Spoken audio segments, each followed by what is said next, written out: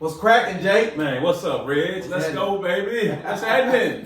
Back at this thing, man. Man, No Pause Podcast, JayNReg. Absolutely.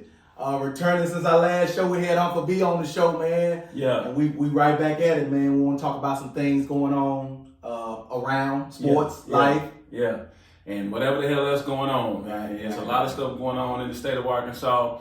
Man, first off, man, shout out to Central. You mentioned Uncle B. Yes. Shout out to Central boys and girls for winning the state championship, man. Shout out to Central. That's hard, and that's hard for me to do. I'm from Hall. I went to Hall High. Me too. Yeah, man. But props where props are deserved. So absolutely, man. Shout out to Central, man. Yep. Both Brian Ross and Marlon Williams did an excellent job. Yeah. Shout out to Coach. Good deal, man. Yeah. Good deal. Man, I really want to we need to take an opportunity to give a shout out and just send our prayers and condolences to the Miller family. We lost an icon. Yep. We lost an icon in Mr. Kevin Miller. Yep. He was very much an innovator into what we trying to do now is just basically promote the young people. Yeah. And he took it to another level. Yeah. Definitely want to, like I said, continue to send prayers and thoughts to his family. Yeah. He was one of those special people. Yeah.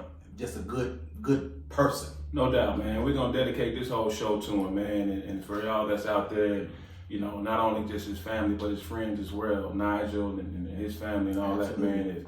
Y'all know how we rock, man. If we can do anything, man, just reach out. Right. We there for you, man. So prayers to Kev. And we all got some Kevin Miller stories, man. Yeah, man. Really good dude. Yeah, man. really good dude. Really he good. really poured his time and effort into promoting young people in the state. From the smallest classification to the highest classification. Yeah. Just a good old country boy from West Helena, Arkansas. Yeah. That didn't mind, getting in the trenches and doing whatever he needed to do. Yeah. For these young people. Man, and Kev, you mentioned it, and I'm glad you said that because a lot of people want to promote the high level kids. That's right. Right. That's right. Those kids are clickable. Those faces, those names. They share, they get a lot of attention. More noticeable kids. Yeah. But Kev would be down in those, those gyms, man, and those kids, those smaller classifications, and the sixth man on the team, seventh man on the team.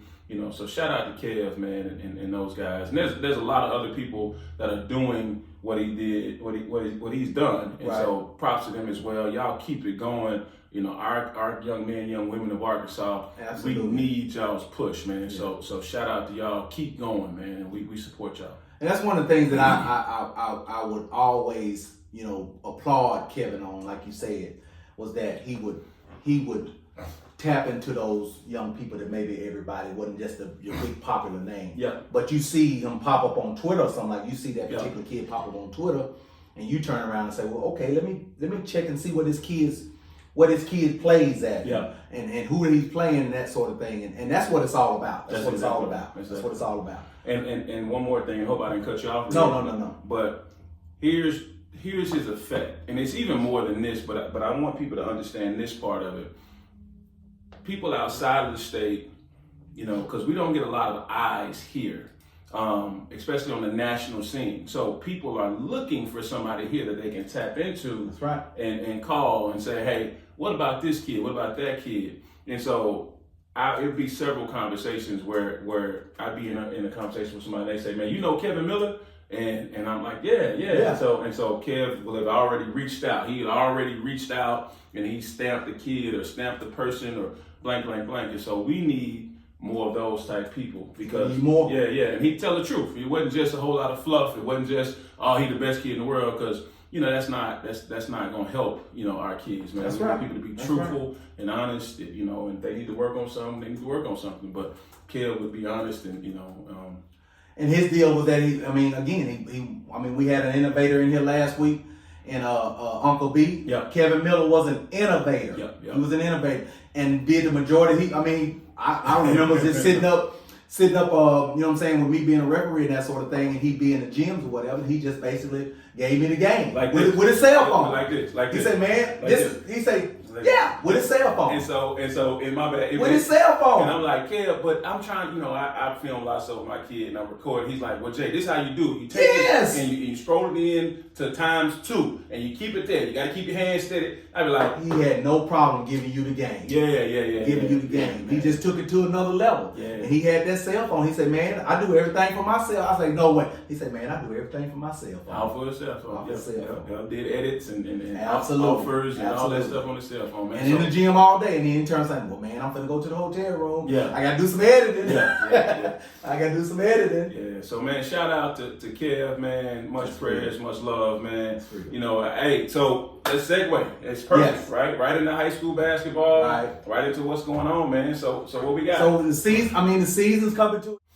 Reg. Yep. Hey, man, I don't know if you know this, but this show here is brought to you guys by the Arkansas Greek Showcase. Okay. Man, y'all holler at my guy P4, my big brother, Big Newt, P4 Robert Peters. Man, he's having a step show over at Shorter College. That's going to be April 6th, 2 p.m. to 6 p.m.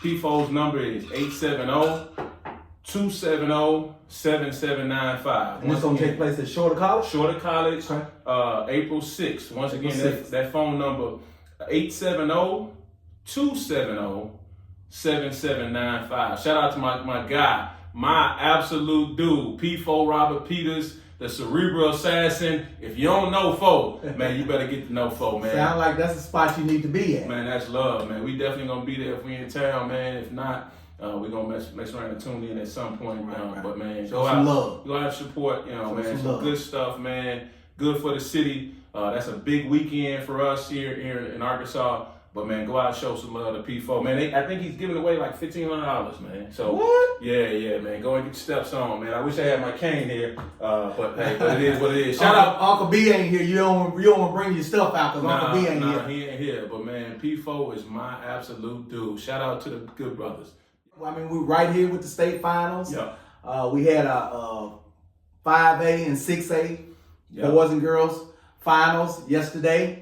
4A and 3A finals were Thursday, and then today will be our 1A and 2A finals. Yeah. So we're at the end. Long season, Jay. Yeah. Believe it or not, I started my season, I think October the 27th. And here we are, March the 10th. Something like that. March 9th, March 10th. March 9th. Yeah. Been a long season. Seen some ups and downs. What are your takeaways from the season, Jay? Man, it was, some of the teams that were really good early, the teams that you thought would be good, right, ended up, we went through their ups and downs. Yeah. They ended up prevailing, right? I'll give you this, like Little Rock Christian. Yes. They were really good last year, returned pretty much everybody. Had some young guys that stepped up a little bit. And so now you're looking at it and thinking, okay, they got a chance to win it again. Well, mid-season, I credit Coach P for putting together a great schedule for them. They got out on the road, and some of those games it didn't come back well. That's right. But that's what it's about. It's about getting out there and seeing who you are and what you are. I gotta give you some props. Okay. You may not remember this, but I'm gonna go ahead and give you some props now. I hate to do this, but I'm gonna go ahead and give you some props. You hate to do it, man. Come on with them. I need that. Nah. When you made the comparison of Landrum Blocker. Come on, there it is. When you made the comparison of Landrum Blocker to Ricky Council. Yep. It's spot on. Yeah, come on, man. You gotta listen to me sometime. It is spot on. I had said 3 years down the line, Honor Boateng could be a Ricky Council type player. Yeah. But when I see Landrum Blocker right now today as a senior in high school, he looks like a Ricky Council type of player with his athleticism. Yeah. Did you see the playmaking, man? In-game dunking. The dude went between his legs and dunked the basketball in the game. Yeah, the most impressive thing for me with Block, man, is the joy he plays with, the passion. He does. You know what I mean? He man, does. It looks like he's having fun. The who I compare him to, and to that, my original person I liked with that was Day over at Mills. Yeah. back in the day, right? Day was more of a 2-foot jumper though. Correct. He was more of a 2-foot jumper. But I'm talking about in terms of just the love and the passion. Trayvon Robinson, when I saw those guys together, Trayvon and Day together, man, they just played with such. Man, it just felt good to watch them because you know they were going after it, right? Absolutely. So, but back to Blocker, man. You know, just and Ricky Council, hell, he's at Philly now. He's putting up numbers, right? And so, man, with Blocker going to Tech and being able to put up, you know, being able to go and work on his game more, you know. So, who knows, man? It could be some big one of those, man. Yeah. Be one of those, man. He's definitely one that I'm gonna be looking forward to seeing moving forward. You know what I'm saying, when he moves on to his college career and see how that particular thing works out, because he has some aspects to his game that he can improve. Exactly. And that's all you can ask for. Exactly. You know what I'm saying? His ceiling is just, you know what I'm saying, he has a ceiling that's gonna be high. He can. One of the things we talk about all the time, man, is leaving food on the table. Right? You know, kids are good at certain things. Right. But don't get caught up in just that.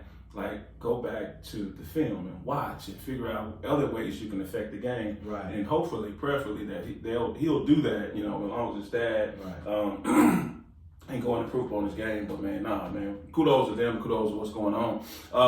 Another team that made a run. We don't have to stay on them too long, but man, Parkview made a run in the state playoffs, man. You know, they beat a good Marion team. Yeah. Made it to the first round, right? Made it, and then actually beat Alma. Yeah. And Alma was, if I'm not mistaken, if not undefeated in conference, close to being undefeated, 1 or 2 losses. Number 1 seed in the West. Number 1 seed in the West. Right. So they end up getting beat by Benton. Terrion Burgess, you know, he's been who he's as advertised to be. Terrion Burgess is as advertised. Yeah, man. Yeah. He's as advertised. I had the pleasure of working the Benton Pine Bluff championship game on yesterday, and it was amazing just to be out there, to be amongst that talent. Yeah. 2 really, really good coaches, good guys, man. Yeah. Kids that really, really played the game correctly. When you see teams, Jason, and we talk about this all the time, when you see teams that are connected, when I say connected, meaning they're connected to the coaching staff, they're connected with one another, it's a beauty to see. You know what I'm saying? Especially when you're right there on the floor.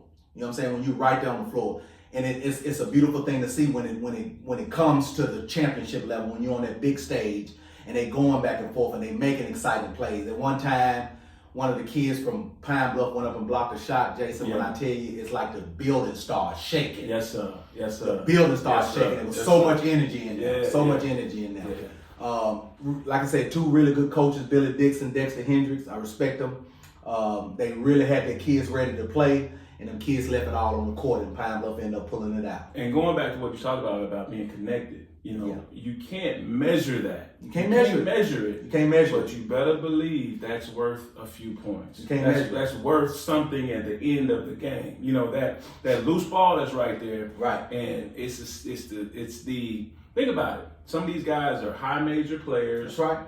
That they're going to college next year. That's right. Whether it be football or basketball. That's right. The last thing you want is to get injured. Right. The last thing you want is to leave. That's a fact. Leave March with an injury. But none of that matters when you're connected. When you're connected, that ball means more than anything, right? That relationship that you have with the coach means anything.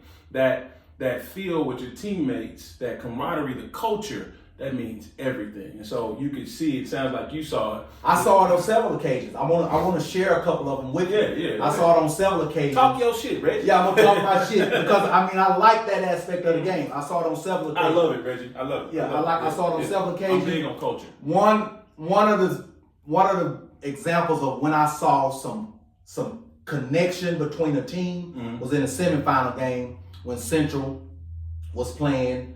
Who did Central play? Man, I forget who they played. Central semifinal game. Central boys semifinal game. Harvard. Yeah, okay. Playing Harvard. Yeah. They were playing Harvard. Yeah. True story. Something I've never seen before, may not never see again.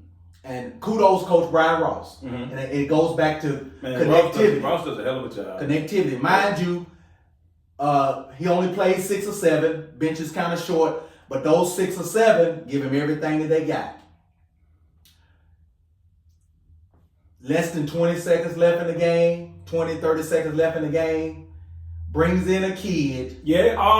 Brings in a kid, Jason. Yeah, you got me on that one. Yeah. Brings in a kid that hadn't played the entire second half and draw up a play for him. Yeah, man. Yeah. I'm glad you mentioned that. How big is that? That kid, and we're not going to say that kid, is Clay Blair, right? Big Twin. Yeah, the world, Little Rock calls him Big Twin. Twin. If you're a Big Twin, you know what's going on. But Clay Blair, and I'm sorry, go ahead. That's one of my favorite ball players in the state of Arkansas. Jason, 1 point game in the semifinal game.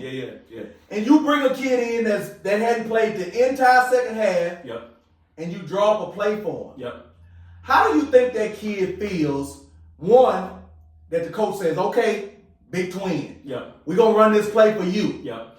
Not only do we run this play for you, but the kids that have been out there all game run the play like the coach called it. Yeah. And that's because it's easy for them kids to say, man, I ain't passing it to dude. So I can give it to you. It's Lil D. Culberson. Lil D. Drives the ball to the teeth of the defense, right? Yeah. Gets 2 feet in the paint. Yeah. Big Twin lifts from the strong side corner as his defender helps. D swings the pass over to Twin. Absolutely. And it was like clockwork, knocked man. it down. Like clockwork. When you see the elation on that kid's face when he makes that shot and how his team came to him. Yeah. That's what team connectivity is about. And they carried that over to last night and won the game. But let's go back to it. When you got ESPN top 20 Honor Boateng on the floor. Exactly. You got Luke Moore on the floor. Yeah.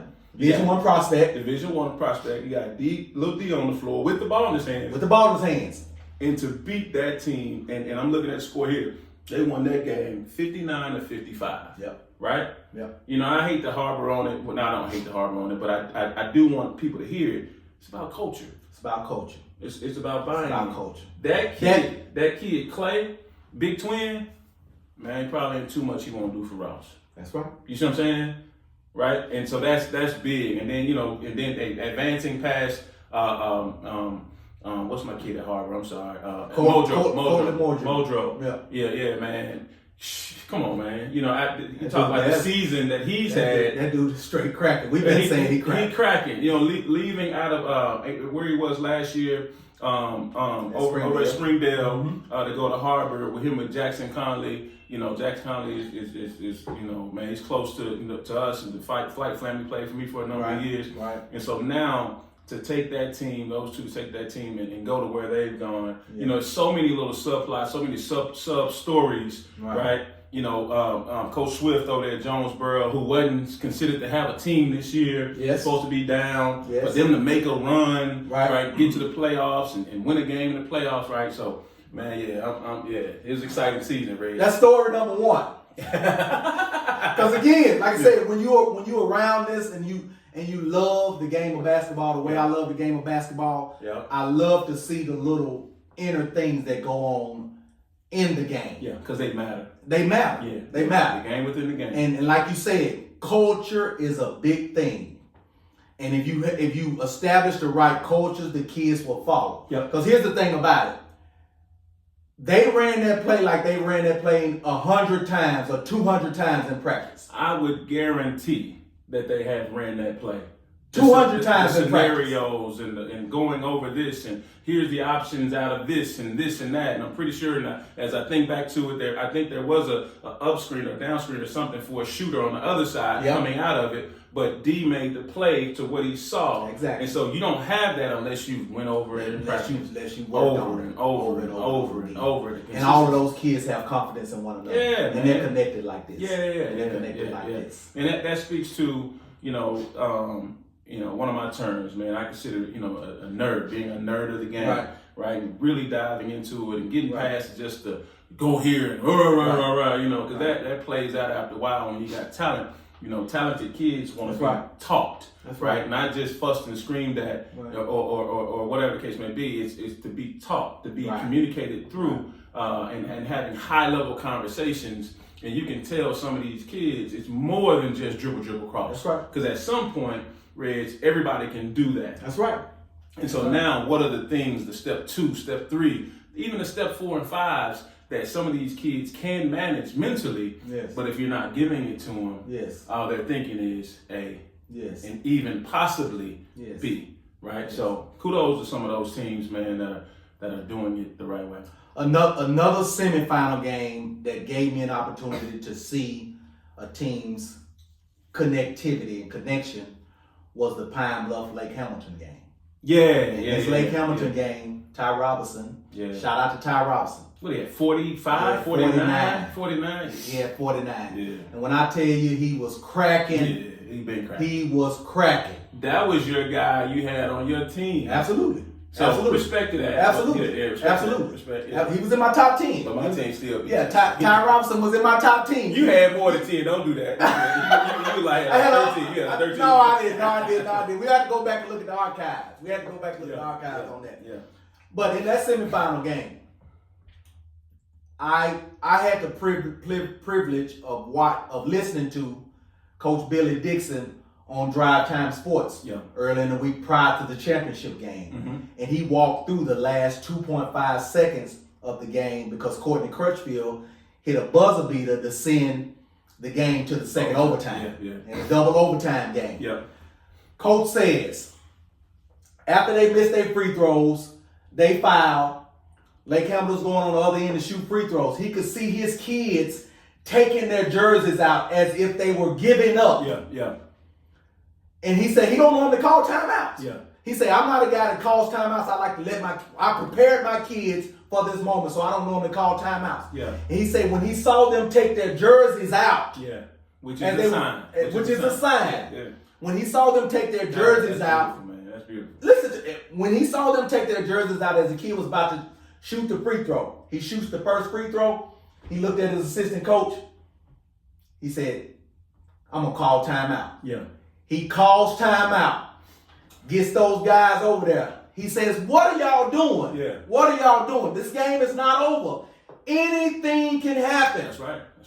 You get what I'm saying? That's culture. Yeah. He saw something in his team. He knew the game wasn't over. Anything can happen, so forth and so on. But he saw right then, if he didn't call a timeout, which he don't normally do, it's over. That the guys were just going to give up. Yeah. So he get him in the timeout. He tell them, yada, yada, yada, we're going to run this. We're going to banana cut this, so forth and so on. They come out, run the play. Crutchfield hits a shot, sends it to the second overtime. Yeah. They win in the second overtime. Yes, sir. That's culture. That's culture, man. And that's high level thinking past, looking past surface level things. Yes. Right? Versus, the call before didn't go our way. Right. Or this didn't happen for us, or whatever the case may be. Damn that.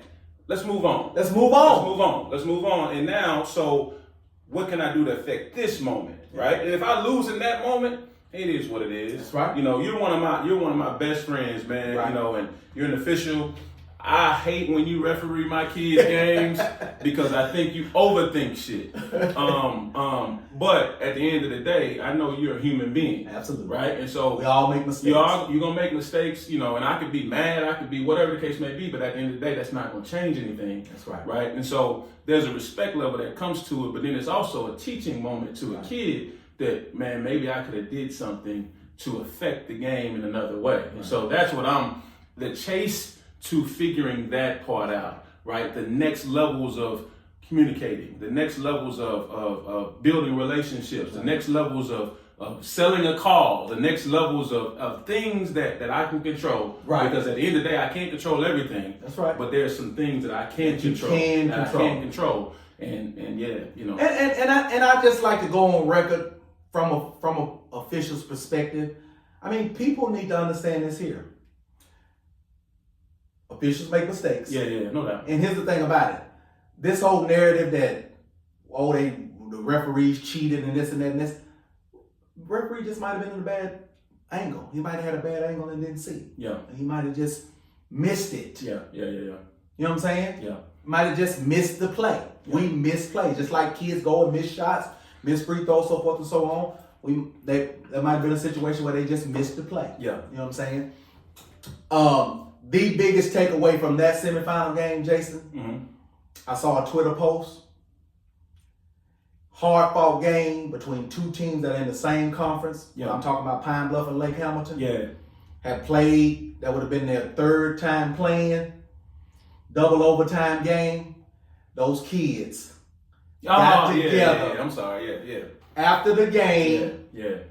At midcourt and prayed with one another. Yeah. That's real. Man, that's what sports is all about. That's what it's about. Yes, you're going to have a winner and you're going to have a loser. Yeah, that's what it's about. But what do we do moving forward after that? Yeah. What type of relationships do you build with one another, so forth and so on? Yeah. You get what I'm saying? That moment there, Reg, was touching to me because that game ended some kid's career. Absolutely. They and I talked to my boys about this, about there's going to be a day when you are back when I used to play. Yeah. You at some point you're going to be that, right? And so you fight for as much time as you can to save that conversation for the future. And so for those kids to get in there and pray at that moment when they crossed over the threshold 10 minutes ago from I was in the floor, I had a jersey on, I was, channeling defense, and we were up, and they were taking their shirts out. They were taking their shirts out as if the game was over. They were taking their shirts out and then now it's over. Mm-hmm. And then the gumption or the morals, the class to, and nobody's saying nobody's not upset, right? People are absolutely pissed off, right? But at the end of the day, to be able to take a deep breath and swallow and say, okay. And you know what that's a testament to, Jay? What's that? That's a testament to a lot of great coaching. Yeah. A lot of great parents. That have raised their young people. The proper way to accept, not necessarily be okay with defeat. But be able to deal with it when it happens. Win, lose, or draw. We're gonna win, lose, or draw with class. In a class fashion. You get what I'm saying? And that was the biggest takeaway that I took from that game. And I didn't see it live, you know what I'm saying? Like I said, I was in the dressing room getting dressed and that sort of thing.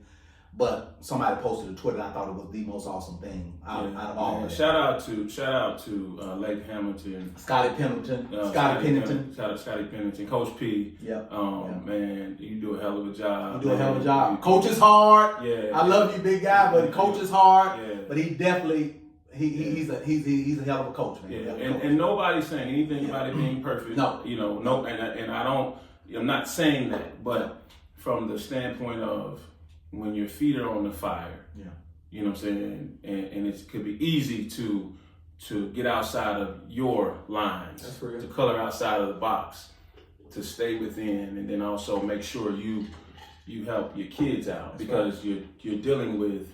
You're a leader of men. You're a leader of men. You're the example for these young men that you're spending more time with them than their own parents, than their own family.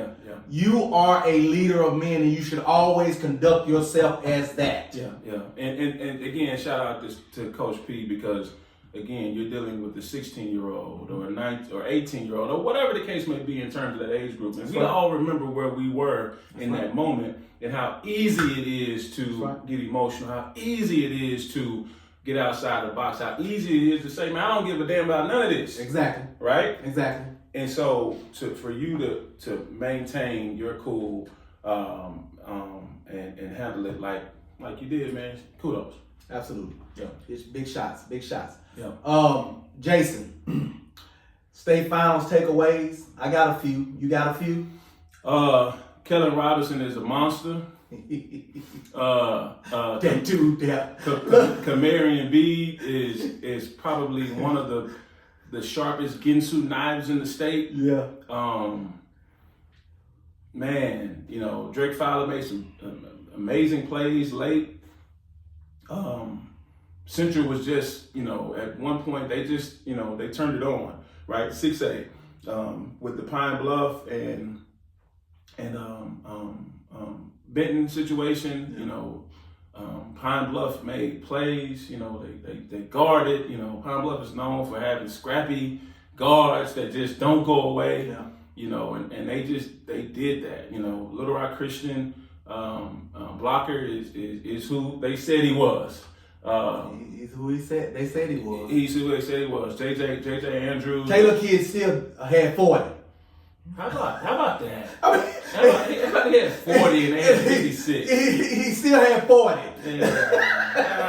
Damn, man, he cracking. He's just a walking bucket. Yeah. Just a walking bucket. Yeah, you know, and he had a lot of responsibilities for that team. And I think they just got outclassed, you know, in terms of talent. You know, but back to it, JayNReg is one of the best players, not only in the state but in the world, right? I think his talent is amazing. You know, one thing I love, man, every time I see a clip of him, man, he has the biggest smile on his face. He's having fun. He's having fun. You know, and so I look forward to seeing his growth over the next number of years and continue to see him get better and better and better and better. You know, Arkansas is in a really good place with high school basketball.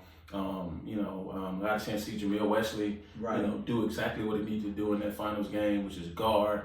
I think he had like 7 assists. What I'll say about the Little Rock Christian's performance that stood out to me was that it's easy when you have a team that talented to just kind of throw the ball out there and let them play. I don't agree with that. Well, let me finish. Let me make a point. Okay.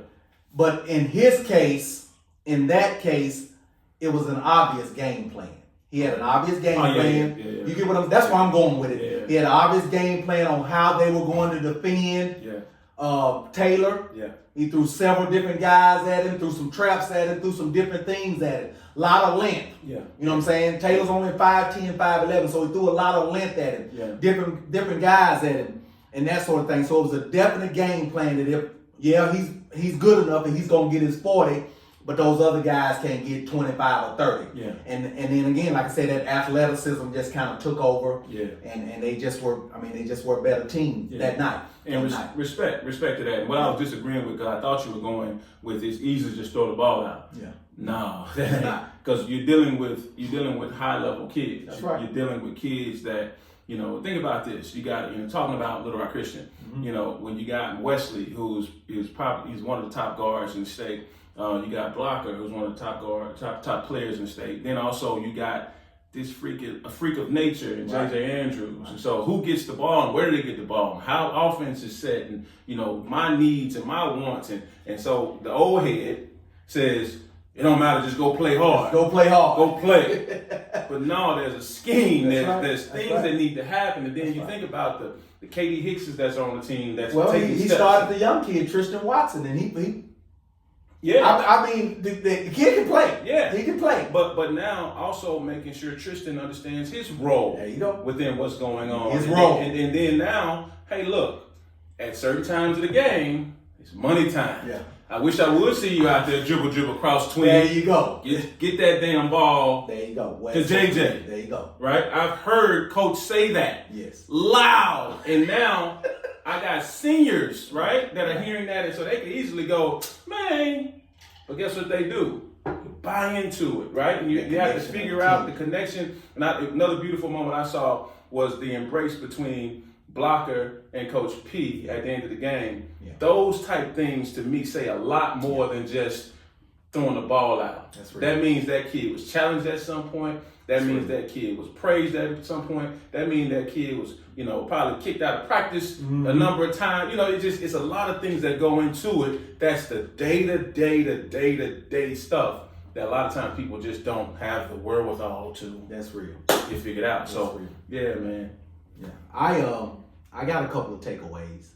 One, Little Rock Central girls and boys. Yeah, no doubt. Win a championship. Yep. Shout out to Marlon Williams. Mm-hmm. First championship. Got over the threshold. I think it was maybe 2 or 3 semifinals he made it to. He finally got over the threshold and made it to the championship game. And in my opinion, that team was probably the most talented team. Yeah. Okay. If you look at it from top to bottom, that Little Rock Central girls team with led by Jordan Marshall. The Montgomery kid, the little guard, really had a good game yesterday. And they put it together. Yeah. Conway, for some reason or another, didn't play like they normally play because they normally hit a lot of threes, make a lot of shots and that sort of thing. They just couldn't throw in an ocean yesterday, and that happens. Yeah, that happens. Marlon had a good game plan, and the girls were victorious. Marlon is a former UAM bowl weevil. I've known Marlon for years from coming up through summer league and that sort of thing. So shout out to Marlon Williams and the Little Rock Central Girls Tigers. Also, Matt Hall at CAC. Yep. A lot of Central Arkansas flavor Yeah. in this state finals type deal. Matt Hall at CAC, 3A boys, won Thursday night. Shout out to Matt Hall, Yeah. another young person. Young guy that I really respect. He was at CAC, left CAC, went to Russellville, came back to CAC. He's been doing some really good things. Yeah. So shout out to Matt on pulling it out on Thursday night. Also too, Reg, shout out to Greenwood. Yes. They're the 5A girls for winning their matchup against Bologna. I've got a chance to see Bologna a couple of times. Man, you talk about a hell of a team. Yes. So Coach Clay Reeves is a normal at state championship time. He has several state championships and normally puts together a really good talented bunch of girls at Greenwood, and they did it again. Also shout out to Farmington girls who won the state championship 4A girls championship against Morrilton 58-31. Yeah. That was they played like a machine. They played like a machine. Cool. And they've been good for several years, and they play like a machine. Shout out to them. Shout out to Farmington. We wrapped up the season. We talked a lot about our state finals takeaways and just basically wrapping up the season, and it's moving on to the second season, what I call the second season. Like I say, I've been working since October. Here we are, March to whatever, and then we're going to move on into what I would consider the second season for basketball, and that's the summer session, spring session, summer session. So what's in store for you? You have a very talented high 4-star prospect walking around your house every day. Yeah, eating up all the food. Eating up all the food, probably still growing. So what's on the horizon? I'm interested to know what's on the horizon. Man, just fine tuning. Right now, I've done the work of figuring out where he's gonna be playing summer ball at. Okay, I see you got your T-shirt on. Yeah. Don't shout that out. Repping Mocan. Okay, that's what's happening. Mocan out of EYBL. Yeah. Winning his program in EYBL history, one of the most Peach Jams. That's real. From what I hear from people that I've communicated with. I've been throwing that name out to you for a couple of summers, I think. You have, man. You have, boy. But last year we needed a different feel. You know what I'm saying? We needed a certain thing. Right. And so, and this whole thing is a process, right? Is. I think he needed a lot of responsibilities last year with Live On, and shout out to them and what we did there. Did some big things. Did some great stuff, and Clyde Jackson. If you know Clyde, in my Clyde voice, Clyde made a promise to me last summer. He said, and I ain't gonna say the whole thing. He said, I'm gonna make that young the hottest in the world. and I ain't gonna say he's the hottest, but man, he did put a lot behind that kid. So shout out to Clyde. He definitely came through on his promise. Yeah, he came through. Him, Randy Livingston, in that bunch, man. New Orleans showed a lot of love. So, shout out to Randy. Showed a lot of love. So a lot of the stuff that you see, talk about the seasoning, right? My kid has played with kids out of Houston, played with kids out of Louisiana, Texas area, Missouri now, and so you the Memphis area. So you get a lot of feel. Matter of fact, the Live On bunch got a Memphis commit, don't they? One of them kids going to Memphis? Yeah. Jared Allen. Yeah. Is it Jared Allen? No, it's not Jared. Jared's last name, I forget his last name. Yeah, Jared. I know exactly what you're talking about. Plays at Silsby. Plays at Silsby out of Houston. That's exactly right. Memphis commit. Big time player. He played 17U. We got a chance to scrimmage against him a few times, man. And he cracking. He real deal. He played in Played in King Cotton. King Cotton. Played in King Cotton. Put on the show. But nah, man. With Jake's, man, we're gonna play up with Mocan. Man, the roster that they put together is absolutely, sheesh, it's unbelievable, man. I'm looking forward to playing, my kid playing with this caliber player, Jalen Montanari, Jaden Johnson, Tristan Reed. I don't know all the names, but those are a couple kids that I've heard of that are high major kids that play the game the right way. And man, we're looking forward to going from there. Sound like a nice mix. Yeah, man. Sound like a nice mix. Yeah, Jalen, quick story behind him. Right. He's top 10 in the nation, USA kid. Matter of fact, USA list is coming out real soon, Reg. Yeah. It should be out next week, something like that. The kids that made the mini camp. So, preferably, there'll be a Lanier kid on that list. Yeah. And then we're going to go from there. But back to the Jalen situation, we're at CP3. And this goes to what I've been communicating with people a ton. Man, you got to get out. CP3, when you say CP3, for the people that don't understand, the CP3 Skills Academy, the camp. The camp, yeah. The camp. Yeah. It's out in North Carolina. Yeah. And it's for freshmen and sophomores. So kids that are in or having just left the 8th grade going into the 9th, and then for kids that are just leaving out of their freshman year going into the 10th. So freshman and sophomore, right? And so last year was our last time that we'd be able to do it. Right. But we're up there. Jalen walks in. Jalen runs over, grabs Jacob. And we've competed against them, but not enough to consider them friends. Right. And so he comes and grabs Jacob and he says, "Man, you gonna come be my point guard next year with Mocan?" And so that's real. For a kid that's top 10, USA kid, for my kid, that was one of those man, they know me. Right? And so that goes to what I'm telling you, people, you gotta get outside. You got to get outside the state. You got to get to places where you get to know new people, get uncomfortable, right, and see where you are. Build your name. Make some connections and relationships. Yeah, relationships are what it is, right? And so then you get to a point to where I meet his dad and meet his mom, and they're like-minded people, And they're in Oklahoma. They're in Oklahoma. Yep. Right outside Oklahoma City. Yep. So, and they do a great job. Matter of fact, they're playing for the championship tonight. Ain't that something? In their state. But man, just that was one of those moments where it's like, oh, okay. So is the EYBL schedule out? It is. It is. And first event is when? First event is April 28th, 26th. I'm sorry, as I look it up. If you can fill some time real quick while I look it up. So Mocan based out of Kansas City. Mm-hmm. And like you said, Kansas City, Missouri. Multiple, EYBL championships. We definitely, like I said, I've been kind of throwing little hints about that for the last few summers. So I'm glad to see that finally materialized. That finally materialized. Yeah. When I look at different programs, I've always paid attention to how they play. Yeah. They play the right way.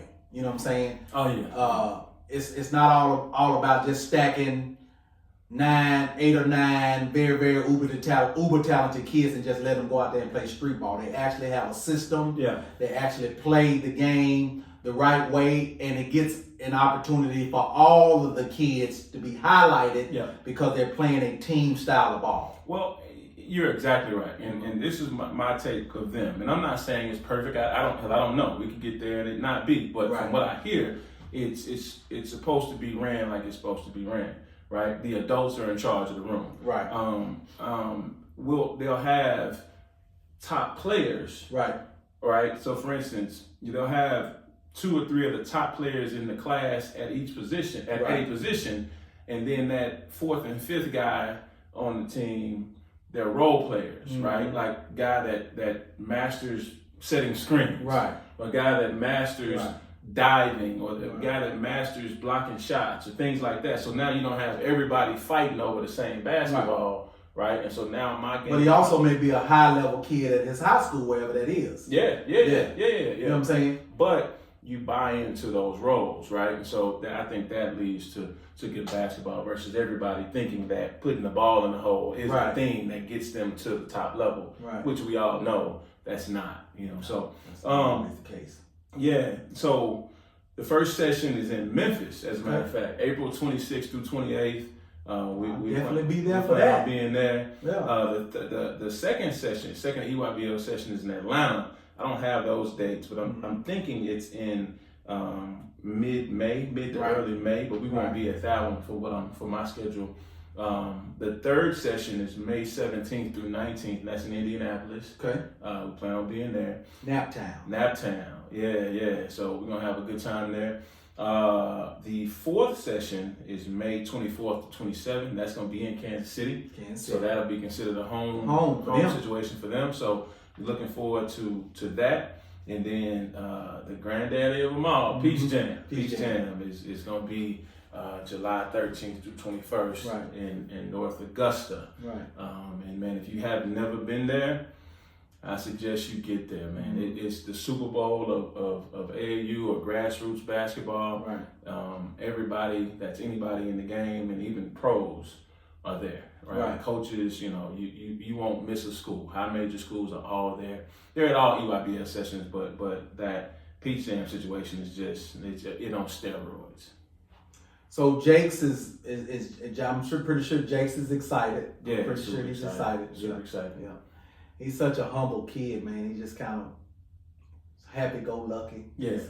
Kind of glad to be around, but when them lights come on, it's like a different animal come out. Yeah, well, he's getting this grown man strength, right? Man, I'm happy at who he is, man. He's a kid, right? And I'm absolutely. Me and the wife are excited about that part of it because sometimes you run into kids that are lightweight adults, right?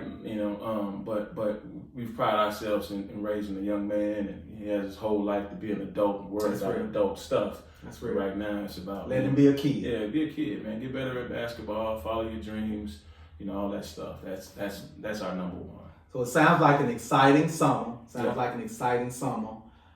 Some really, really good things on the horizon as far as with the MoCan situation. Yep. And just being able to get out on that EYBL circuit and showcase your talent and have some fun and meet some people, make some relationships. That's what it's all about. Make some relationships. I mean, the EYBL. That's where you want to be. Yeah, that's where you want to be. That is. That's not the. I mean, it's what I would consider the top tier. I mean, there's all different type of circuits, and I'm not want to try to bash one circuit or the other circuit. You know what I'm saying? But being on that EYBL circuit is something special, something that need to be cherished. And here's my thoughts on it. I try not to get into labeling them top, second, third, fourth. Right.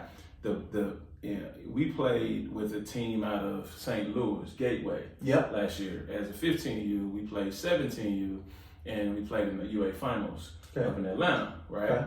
And so Under Armour. Perfect. Thank you. When I say that was. I've seen EYBL before, but I've seen it at a 15U standpoint. That situation with 17U, with Under Armour, we played with Gateway, it was a sea of coaches there. That's the most coaches I've ever seen. And that Pro 16 circuit looked like it's pretty, pretty, you know what I'm saying, pretty tough. That's the circuit that the flight team played on, and you talk about the Turner kid, the Taylor kid, Lane Taylor, Ty Robinson, Jackson Conley. They played on that circuit. So I think it's different styles of basketball. Yes. Don't get it twisted. Like Under Armour is different style play versus EYBL. Right. But the same coaches are there. Right, the same. And the three SB. Yeah, Adidas. There's 4 different major brand leagues. One is EYBL. 3SSB is Adidas. Yeah. Then you have Under Armour, and then now you have Puma. Puma is doing some things now, and it looks really, really. So who are the Pro 16 under? What is that? That's Puma. Yeah. Puma's the Pro 16. If I'm not mistaken. Okay. Yeah, but that's interesting. And so like we went and played 17U, made some great connections. Got a chance to we had matter of fact 2 offers that come from there. Right. So that had to be an experience with Jakes being so young, being able to play that 17U. Yeah.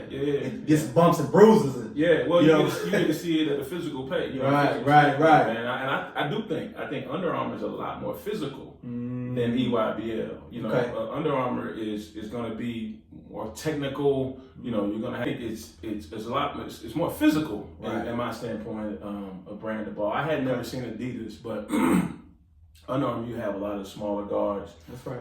And you have to be able to deal with a lot of pressure. There's not a whole lot of fouls called, right? So you have to you have to handle the ball with some ability. Believe it or not, you know what I'm saying? A lot of people, I mean, if you're out on the circuit, then you get an opportunity to see it. But believe it or not, again, because like I said, I call this the second season. It's the second season for the players, but it's also the second season for officials. Correct. Because a lot of times when you go to these different circuit events, officials are participating in officials, referees, clinics, and camps. So even though the kids are playing games and being evaluated by college coaches, so forth and so on, a lot of times you'll go to these events and the officials will be in a camp type situation and being evaluated. I'm sorry, I'm just looking at how you like you playing the piano. You just hey, I'm multi-talented. I'm multi-talented, baby. Mozart over here. Yeah. But matter of fact, like I said, I think, you know what I'm saying, just kind of what you were saying, you were running down the schedule. Yeah. Our camp season, when I say our camp season, officials camp season starts in April as well. Yeah. So we literally get past postseason. Like postseason, we're at state finals and that sort of thing. I've had a couple of JUCO postseason type situations or whatever, and got one more today, and that'll be it for me. My season will be over. Yeah. But you go right into May, then it's camp season, and that's what we are. When I say we, I say the officials are working on their craft, learning some things, getting an opportunity to get better. You know what I'm saying? So it's a twofold thing. You know what I'm saying? It's not just the kids being evaluated, but we getting evaluated as well. And that has a lot to do. And I've seen that before. Yeah. Riz, you talk about like making the state finals game or things like that. Man, elaborate on that. You know, because I saw some officials work regular season, some work first round of the tournaments, and then there's a select group that works the finals. Now I haven't seen you working 5A finals. Yeah. Right. So how does that work? So basically, of course, you know, we got classifications 1 through 6, and what'll happen is that based upon after the regular season is over,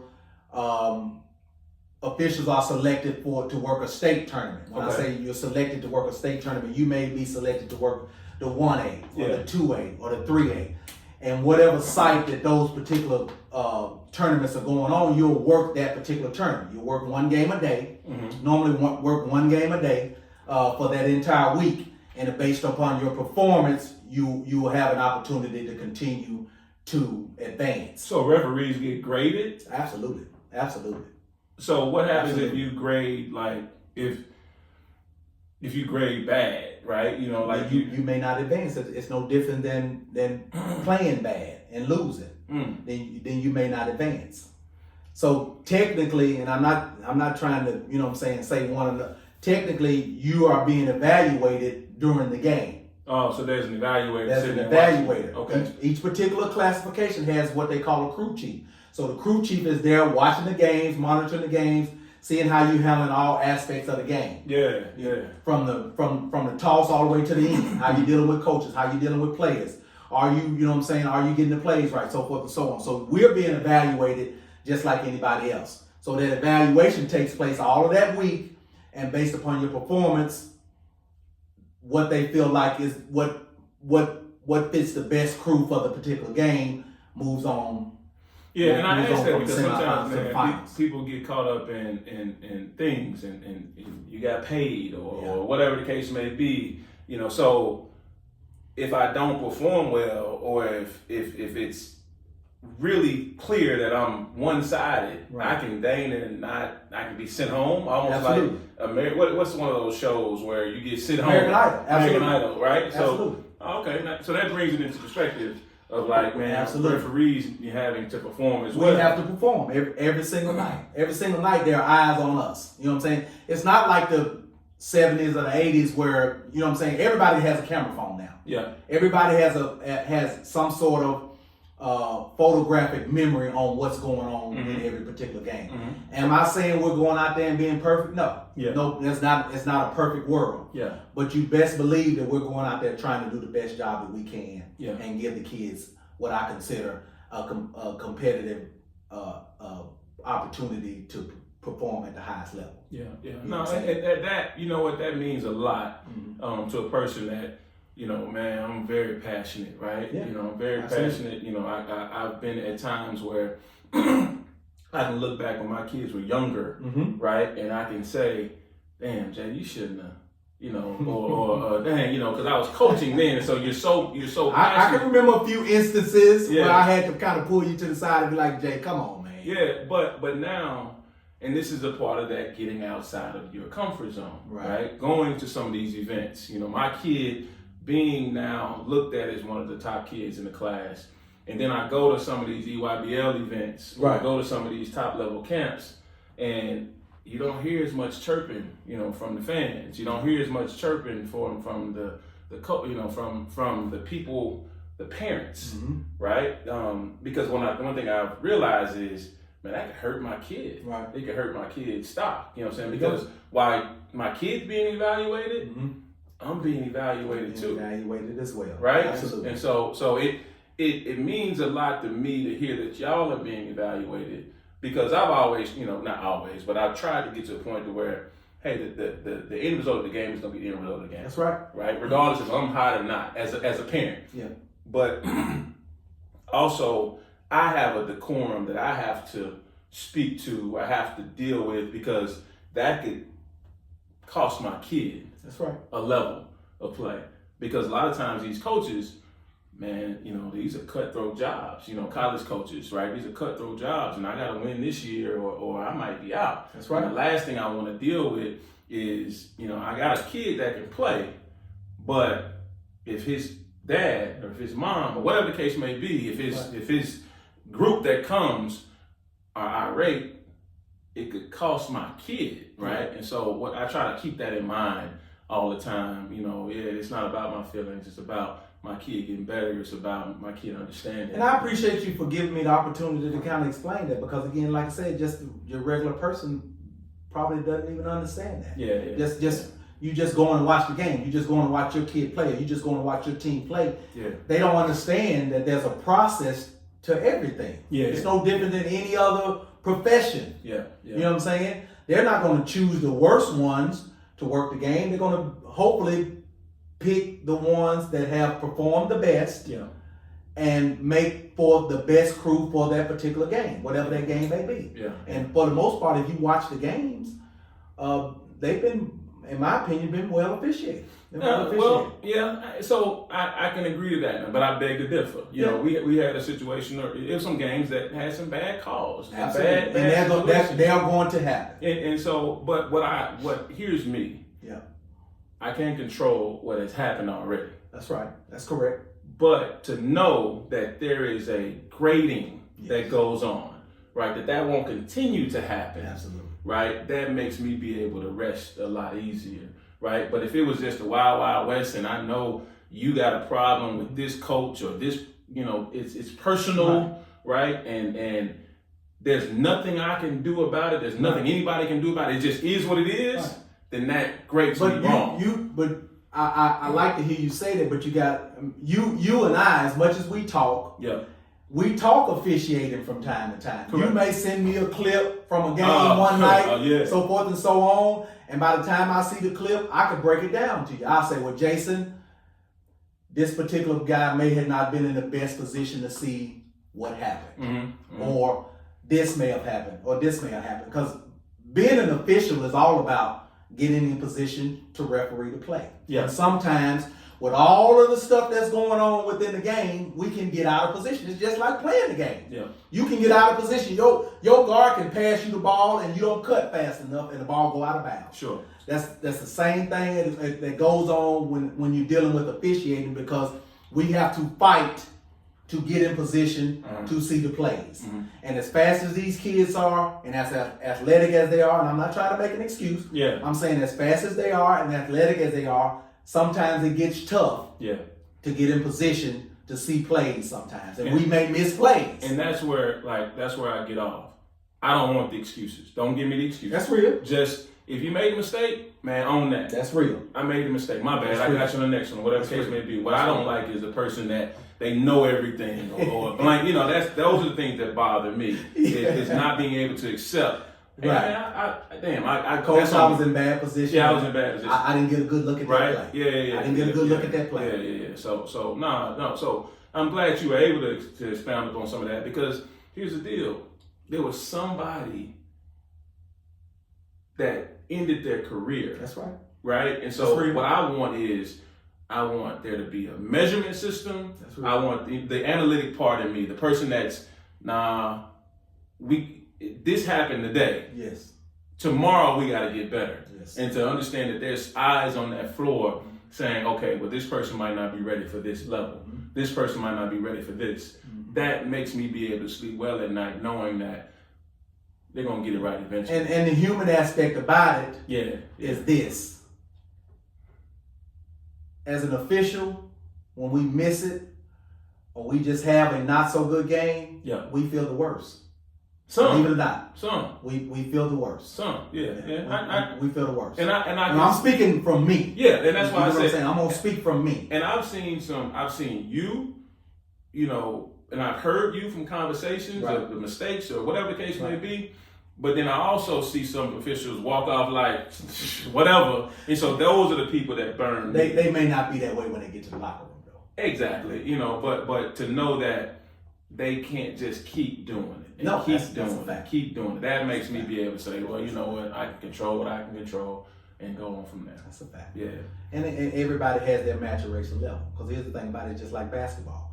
It's just like playing the game. Yeah, that's right. You have role players. You have role players, and you have certain levels. You have some that maybe excel at certain things, and then you have some people that are just going to be what they are. Yeah. They're just going to be the guy that plays defense, or they're just going to be the guy that rebounds. You get what I'm saying? Or they're just going to be, in this realm, just the rec league official. Or they're just going to be, you know, the Boys and Girls Club official, right? And so, you know, I get it, but it is what it is. You got, to me, there's different angles and different levels. Yes. There's a player level, right? And they have their passions. Yes. There's a coach level. They have their angle and their passion. There's a parent level that has their coach and, you know, and they're watching their kid and my baby and all that stuff. And then there's an official side. And so I think if all you knowing me, you know what my passion is. Correct. You know what type of passion I have for what I do. I got you. But we're speaking for you, and you're a finals referee, so that's not the norm. Right. You would be considered one of the higher ups. And so now when we get to talking about some of the ones that aren't, now it's, do they have somebody that's watching that will potentially correct it or say, you know what, you're not good enough. Yeah. You see what I'm saying? So that again makes me be able to sleep well at night knowing that there's a process, there's a system to it that says, nah, you're not just going. And then we get back in the lab, just like I was saying about the EYBL schedule. Yeah. We get back in the lab and we go to camp and we go to clinics. Yeah. I'm 52 years old and I still go to camp and clinics. Yeah. Because you got to get them badges and them patches. When you start seeing them badges and them patches all over, they got nothing to do with badges and patches, man. They did this camp and that camp. If they come out there with just a black jacket on, you don't know what you're going to get. But when they got them patches and badges and all that stuff, you don't know what you're going to get. Yeah, when they got that, they let you know, man, I've been through some training. I've done this and that and the other. It's my trophies and all that. But and I pride myself on just the brand new jacket, dude. That jacket got the tag still in it. Fresh out of dump. You don't know where you don't know what you going. Fresh out of dump box, baby. Yes, sir. Throw it up. Jay, I mean, I'm loving the conversation, man. One last thing before we get out of here. Yes, sir. We talked about it and we want to do it. You know what I'm saying? Because we're moving forward, we're continuing to give you guys content on what we feel about what's going on in the state and that sort of thing on our No Pause podcast. Yeah. We want to put together and on our next episode have a No Pause podcast all Arkansas team. All state team. Yeah. All state teams. Yeah. Okay. First, second, and third team. First, second, and third team So we'll have 5, maybe even 6 on first team. Same thing, second and third team for the boys. Player of the year. Player of the year. We'll have an all freshman team. Yeah. And then for the girls side, for y'all that say we don't communicate about the girls, we're going to get into an all-state team for our young ladies as well. Absolutely. So, man, looking forward to that. Looking forward. So what we like to do is for you guys to send in some comments. Yeah. Send in, you know what I'm saying? Send in. Rep your kids. Rep your kids. Yeah, rep your players. Rep your area. You know what I'm saying? We're gonna be putting our heads together and coming up with this team. Yep. And we want to see what you guys think. We want to see what you guys think and nominate some people that you feel like should be on that top 15 or whatever, because we're gonna do first, second, and third team. Yep. And then also too, man, understand that, man, there's gonna be some people that we don't see, so That's we real. need to hear. We That's need to real. hear about them, and so that's gonna force us to put an attention to a kid that we might not have thought about. I can tell you this: my original team won't be the same as this team. You know what I'm saying? Because some kids performed, some kids didn't perform as much as we thought they were, and then some kids that we didn't see performed. Came out of nowhere, right? Came out of nowhere. So I got a couple names that I've already put in my little think tank. That's cracking. That's cracking. That's cracking. Yeah. So young people. I'm looking forward to that, man. You know, man, we are thankful for you guys tuning in, watching us, man. You know, some people get caught up in the hundreds of thousands of views and all that and other, but man, ours is just organic. Man, we just having a good time. Get to hang with my guy here. That's real. Put some stuff out in the conversations that stem from this, whether it be at the mall or at the gym or just phone calls that we get, man. It's a beautiful thing. Every time I run into somebody and say, man, I saw your podcast. Yeah. I like your podcast. So we appreciate all of that. We appreciate all the love that you guys are giving us. Continue to do so. All the text, tweets, inbox, and all of that. Whether it's positive or negative, the majority of it's been positive. The majority of it's been positive. Yeah. Keep it coming. Like I said, just two dudes that like to talk sports, life, and whatever the hell else going on. Good shit, Jay. No doubt. Yeah. One more shout out, Jay. One more shout out. Talk to me. Want to just shout out Little Rock Trojans. Yeah. Man, Little Rock Trojans doing some big things, man. Let me show y'all something. Go ahead. Go ahead, Reg. I'm listening to you. Little Rock Trojans doing some big things, Jay. They gonna be playing for the Ohio Valley Championship Day with a chance to go to the big dance. Man, listen, I'm so excited for the Little Rock Trojans. What you got there? Man, these are two of my big accomplishments, man. These are 2 Sun Belt Conference championship rings when I coached there. Went back-to-back conference championships. Right. As a matter of fact, I'm pretty sure I get a ring this year because I did color commentating for the team this year. Looking forward to my 3rd ring. But man, shout out to them having the chance to go to the big dance. So they win tonight. They play Morehead State. Yeah. They beat Morehead State a couple weeks ago. They play Morehead State for the opportunity to represent the Ohio Valley in the big dance. Man, look, when I say I'm gonna be tuned in, you know, KK's there, the Mitchell twin, you know, they got freshmen, Jalen Crocker Johnson, man, they got DeAnthony Gordon, man, they got some hoopers, man. If you hadn't seen UALR compete, of course it's gonna be too late for this year, but if not, you know, if they make it to the dance, make sure you tune in, man. Show them guys some love. Got some Little Rock love on my alma mater, baby. Your alma mater, our alma mater. Yeah, no doubt, man. That's where I went. So I went, man, cut my teeth there, man, and really had some good times, man. Grew up there, right? Steve Shields was my head coach there. When I coached there, man, it really grew me up. So shout out to House and those people that I'm gonna date myself because when I was there, Wimp Sanderson was the coach. I'm gonna date myself. He graduated spring '98, baby. Yeah, man. Wimp Sanderson was the coach. With the plaid jacket. There you go. But nah, man, looking forward to it. I think we got a chance, even if we don't win tonight, to get an NIT bid. That'd be great as well. I think they win. But yeah, man. I'm looking forward to really, it. really well. Man, in tune with that team, man. Coach Walker got them going really well, playing well together. They can play ball on different levels. They can play fast. They can play slow. They can be big. It's real big because this is their first year in the Ohio Valley. First year in Ohio Valley. Yep. No. I'm sorry. Second year in Ohio Valley. Second year in Ohio Valley. but would really be a really big accomplishment because it was a stepping up to that Ohio Valley Conference from the Sun Belt.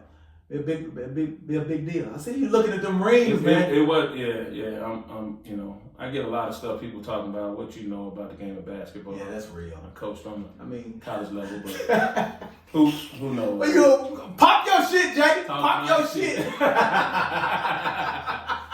No, man. Excited for them. Excited for what's going on, man. Yeah. This is a great time for basketball in the state of Arkansas, man. March Madness, baby. Y'all dive in, man. These high school kids, the college kids, man. Our homegrown KK Robinson is back. First team All Ohio Valley. Right? Yeah. Come on, man. What we talking about? Right here at the crib. Right here at the crib. Right here at the crib. Right here at the crib. Shout out. Good shit, man. Good shit.